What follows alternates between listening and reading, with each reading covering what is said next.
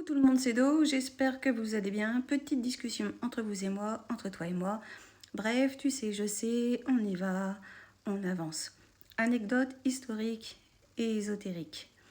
Donc là, c'est la dernière que moi je connais et je pense que je vous en ferai une autre dans pas longtemps que mon pote Frédéric m'a raconté par SMS. Donc, la mienne, la dernière. Le chiffre 13, voire le vendredi 13, pour être précis. D'où ça vient? En fait, le vendredi 13 est associé au meurtre, à l'assassinat du Templier Jacques de Molay le vendredi 13 novembre 1314. Et il y avait déjà eu plusieurs arrestations en 1307 des Templiers pardon, par Philippe IV le Bel, en fait. Et donc Jacques de Molay aurait maudit donc le roi en lui disant que lui et que ses descendants voilà, mourraient comme s'il jetait un sort. Et effectivement, il y a eu plusieurs décès très vite derrière. Plusieurs descendants des Capétiens, Enfin, vraiment, ça a été une hécatombe juste après. Alors, fait ou coïncidence, peu importe. Voilà.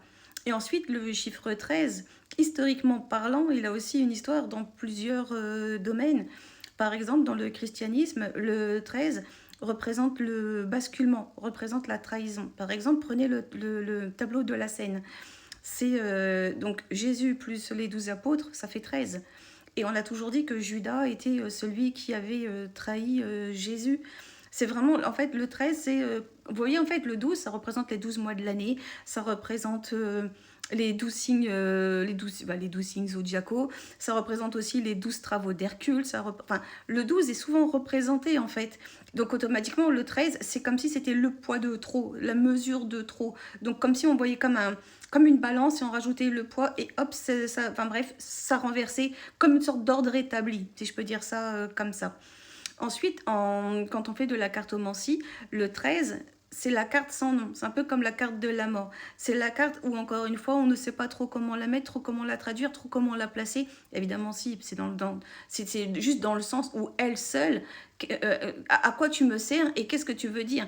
En fait, elle a des conséquences par rapport à un jeu ou par rapport à un nombre de cartes ou comment on la place. Mais la carte en elle-même, elle t'annonce quelque chose, mais quoi? Vous voyez, c'est dans le sens, mais à quoi dois-je m'attendre? À quoi vais-je être mangé? À quoi, en fait? Et c'est aussi ce côté un peu basculement, ça t'indique où tu vas changer de direction, tu vas prendre une nouvelle voie, attends-toi à quelque chose, ou même, enfin, pour l'instant, tu sais pas, t'es pas encore préparé, tu sais même pas, voilà, quel chemin ou quoi que ce soit, mais que tu le veuilles ou pas, choisis ou subis, tu vas y aller. Donc c'est ça en fait que ça annonce. Le chiffre 13, c'est pas rien. Et encore une fois, je reviens sur l'époque des Templiers, c'est 1300 quelque chose. Mais 1300, si on regarde bien, ça fait, on pourrait dire même 1300 quelque chose. Voilà, c'est 1307 ou 1314. Donc ça vient de là, le chiffre 13. Historiquement, il a existé et je pense vraiment que le vendredi 13 date du décès de Jacques de Molay, le Templier. Voilà. Dites-moi si vous étiez au courant de celle-ci et abonne-toi si c'est pas fait et like, commente, partage. Et bah voilà, je vous aime, vous le savez. Des bisous et ciao ciao. Bye bye.